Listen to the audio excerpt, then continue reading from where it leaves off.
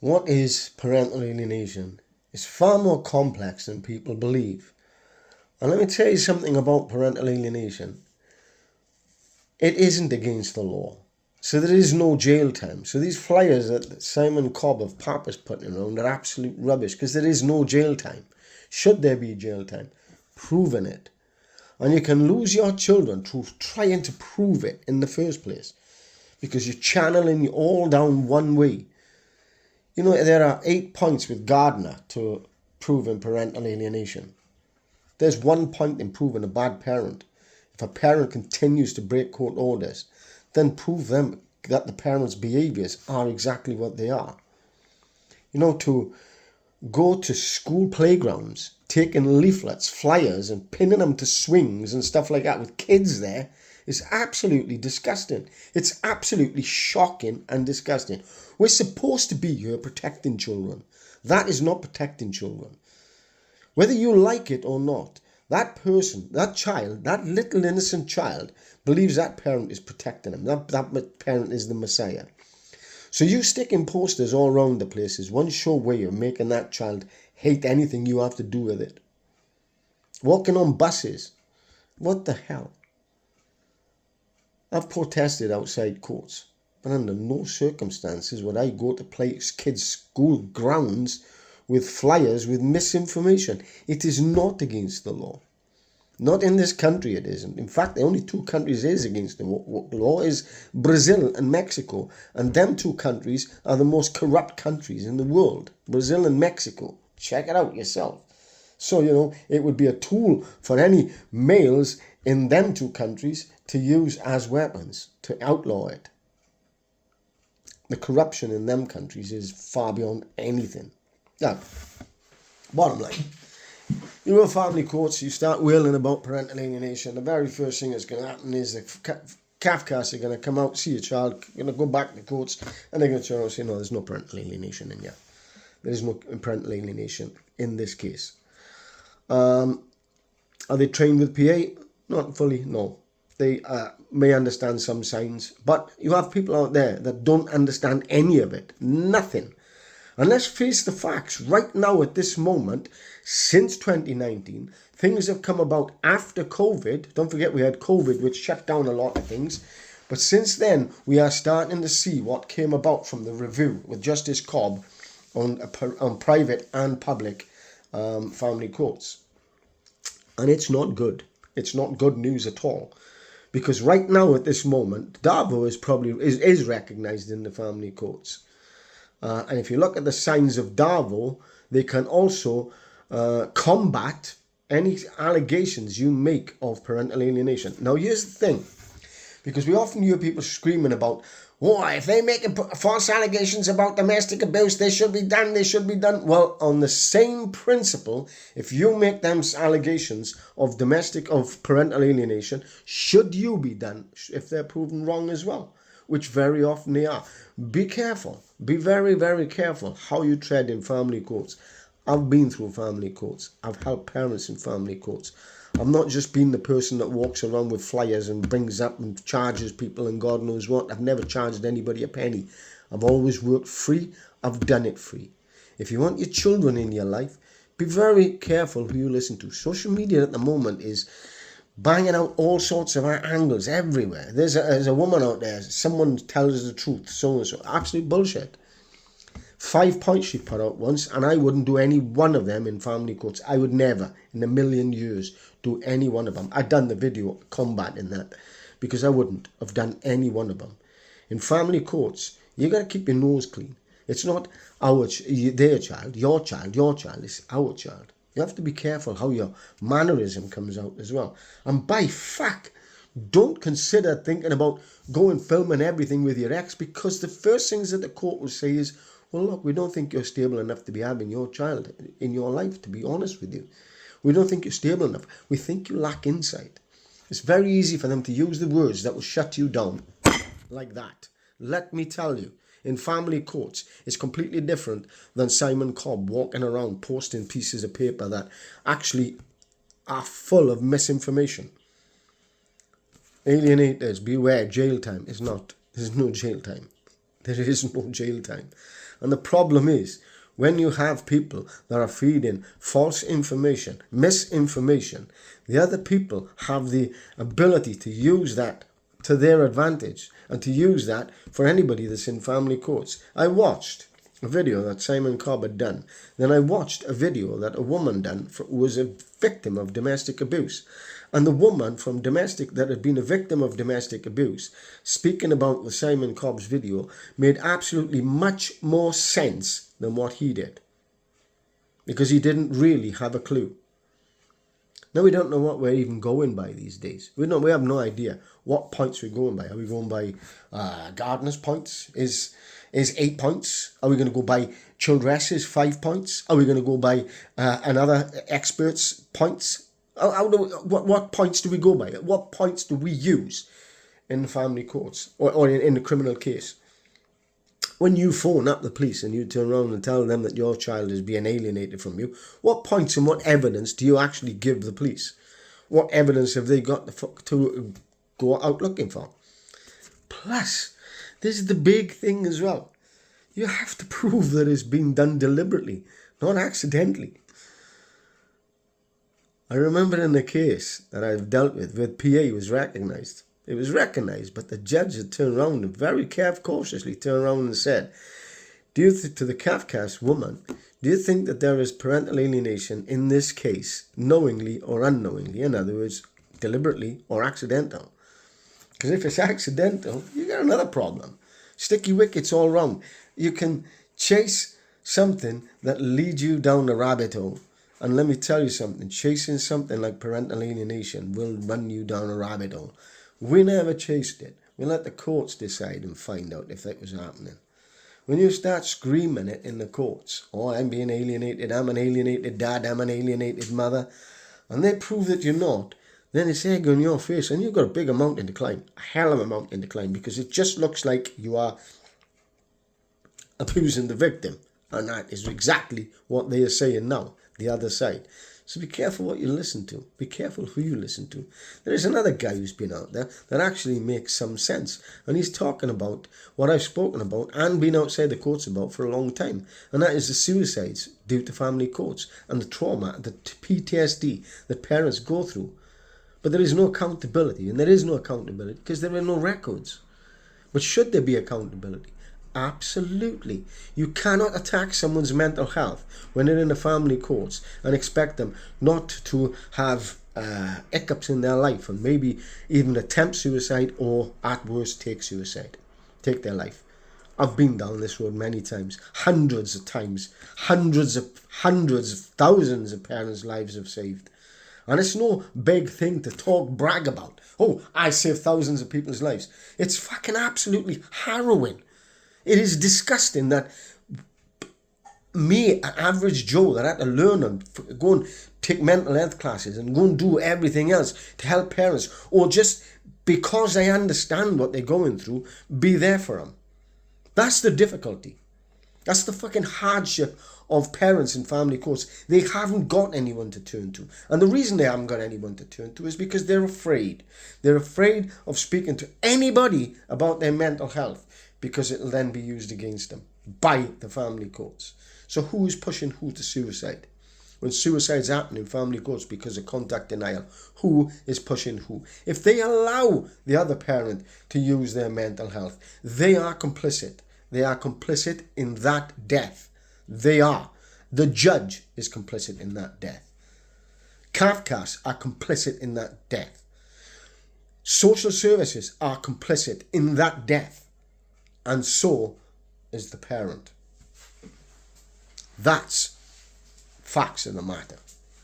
Because the fact is, if you had people out there that were taunting someone or bullying them or giving them a hard time throughout their life constantly, and it pushed them to suicide, and the police found out about that, and the evidence is there showing that this is what happened, that their mental health was pushed, and they took their life, they would be getting done. Now, why is it that the family courts are immune to this? Why are they not? Judges should be held accountable. They should be the top one to be held accountable, because judges' job is to make the decision. They make the final decision. The judge's job is to listen to CAFCASS, social services. But the judge's job also is to take in what is good and bad out of what anybody says. Anybody, whether that's CAFCASS or social services. And if they're not doing that, they are not doing their job. They are not fit for purpose. And they are complicit in the suicides behind family court doors that nobody knows about. Forget about this guy holding this piece of paper up with 28 lives lost through family courts. That's bullshit. Forget about the one in Australia holding up a plaque at 29 dead through a family court. It's bullshit. Because we don't know. Nobody knows. No one knows how many deaths happen through family courts. We know they happen. We know there are numbers that happen. But we don't know how many. Why? Because they don't keep any records. And they don't keep any records because if they kept any records, well then they'd be under scrutiny. Because then people would be turning around and saying, well, for example, Leeds Family Court. In the last 5 years, 14 deaths. They would certainly be under scrutiny. Huddersfield Family Courts. 27 deaths in 10 years. They'd be under scrutiny. And that's why they don't hold none, zero statistics on suicides behind family courts. And don't listen to this, I've heard this, I had someone tell me about this before. Oh, untimely deaths. Untimely death can be a number of things. You can get hit by a car, it's an untimely death. You can fall off a cliff, it's an untimely death. You can fall out of bed and crack your head and it's an untimely death. Untimely death does not cut it.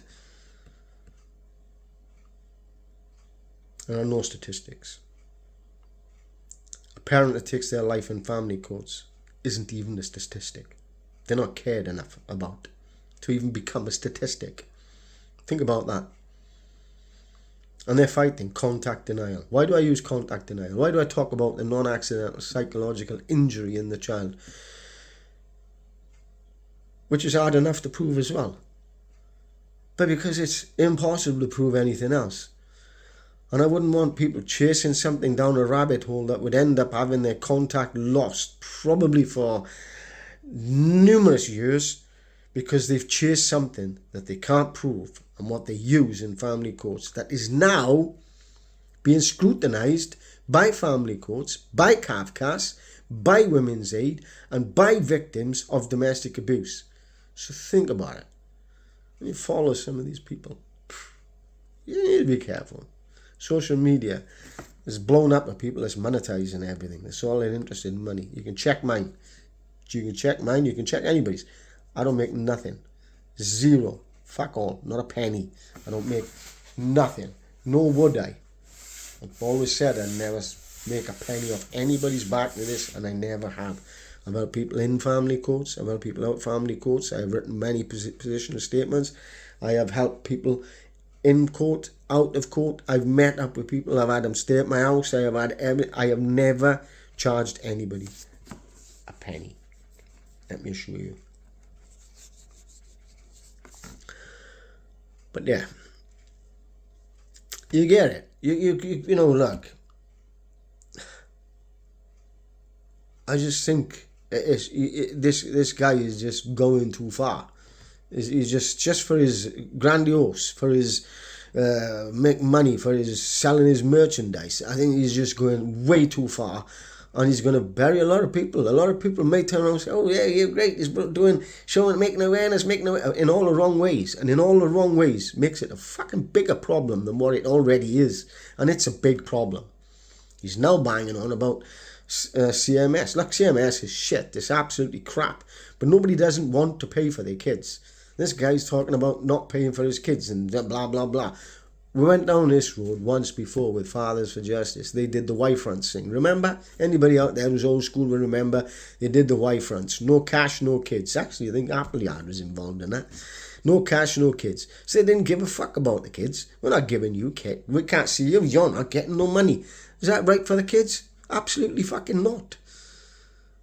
Parents out there, may not agree with everything to do with CMS, but they don't not want to pay for their children. The biggest majority of the parents out there want to pay for their children, want their children to have anything. Whether they're seeing them or not, they still do not want to hold their children accountable for what the mother is doing, or the grandmother, or whichever parent or grandparent is causing the hassle. That parent does not want to hold the children accountable. No parent does, because it's not their fault. And any parent that does, well, is sad. And as far as I'm concerned, you're like a Simon Cobb, the only thing he's bothered about is making money anyway. That's his end game. He'd been there before. He was shunned out of all of this years ago, and he'd done a runner after he misused funds before. And he's doing exactly the same thing. It's all about Simon Cobb, not about you. Not about your kids, not about parental alienation, not about anything. It's about Simon Cobb. That's it. That's the bottom line. And be very, very, very careful, because some things are hard enough to prove anyway. Prove behaviours. We've always said this, prove your behaviours. If your ex is breaking contact orders all the time for no reason, then prove that is her behaviour. Look, there's nothing I can do, Your Honour. My hands are tight. Keeps breaking the court order. She's going against what you're saying. She's not listening to you, Your Honour. My ex is turning around and sticking two fingers up to you, Your Honour. You're putting an order in place for me to have contact, for our daughter or son to have contact, and she's saying, fuck you, Judge. Fuck you. That's what you need to prove. Not in them terms. Don't use fuck you, okay? Right. I did once in family courts. But that's another story, maybe for another time. But I've always been a straight person. I've always shot from the hip. I always shoot from the hip. Look, I know parents that have gone through the behaviours of the alienating behaviours of the other parent. I have known them very close, very, very close, to the point where I have seen it identified with two of them in family courts. By family courts. We're very clever not to use these terms ourselves. We let the family courts use them. And that's what we did. Not go into family courts and all of a sudden your ex stops you from seeing your child and she's an alienator and you're an alien. Because in doing that, you are accusing your ex of abuse. And in family courts, accusing your ex of abuse and trying to get contact is that them looking at you as your tactic that you are using to just try and get your child or get contact. So be very, very careful. Very, very few cases there that go before the family courts. There is parental alienation. Most of your children want to have contact. Most of them do.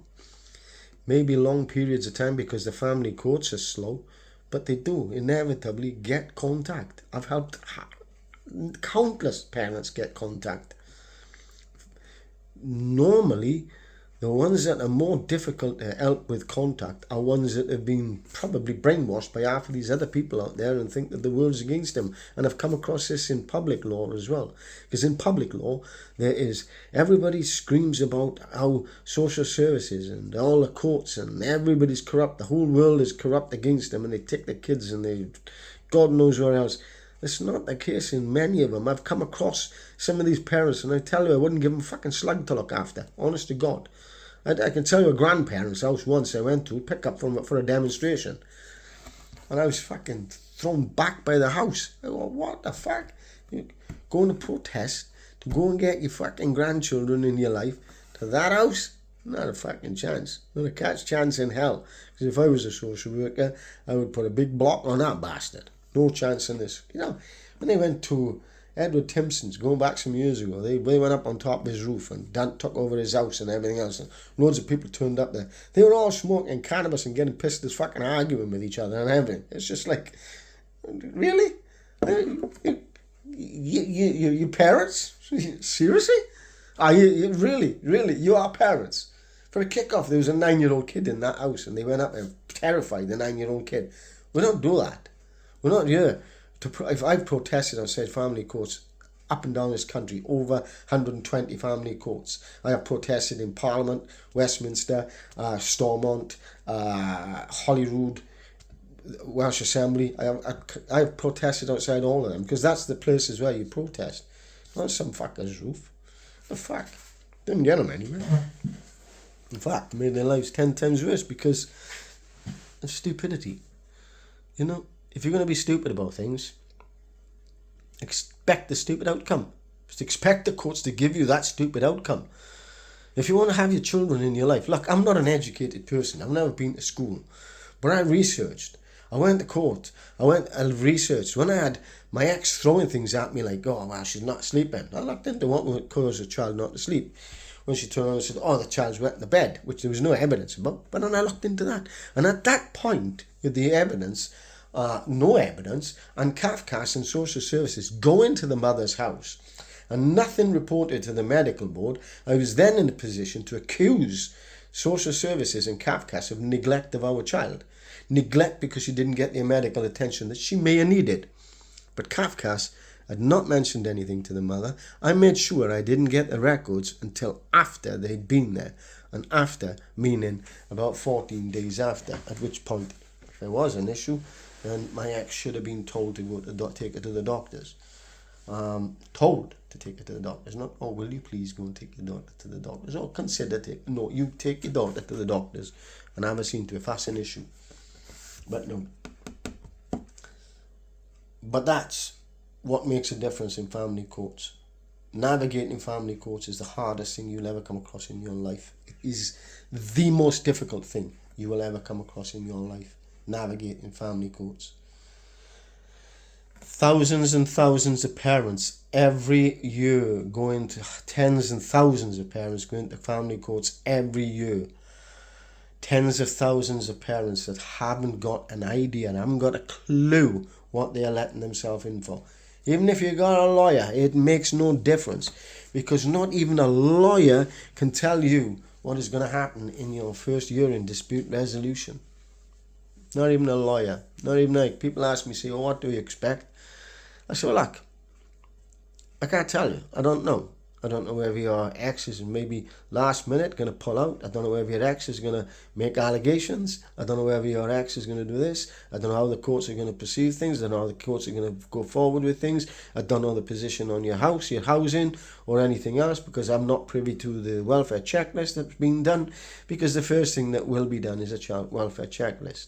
And to know what's on that welfare checklist, it's Article 1 of the 1989 Children's Act. You can find it there. And that'll give you the full. You can actually get it off of CAFCASS webpage as well. All the things that they will want to know under the welfare checklist to make sure. You know, there's no point in you going into asking for 7 days. You want to have full custody of your child and you live in a one-bedroom flat or a shared house with 7 other people.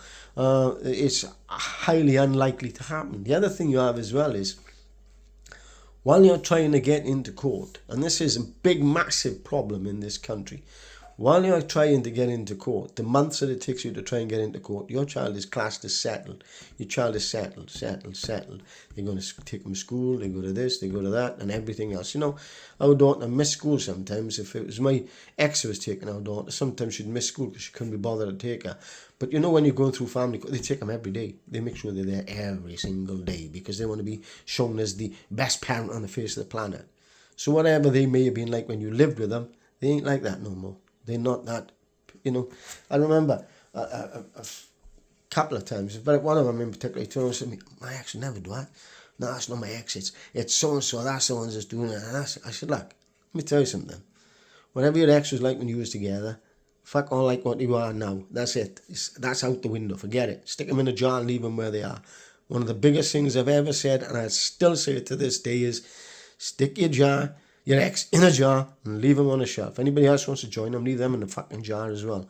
The only focus you should have is on your children. You can't deal with your ex. No way can you deal with your ex.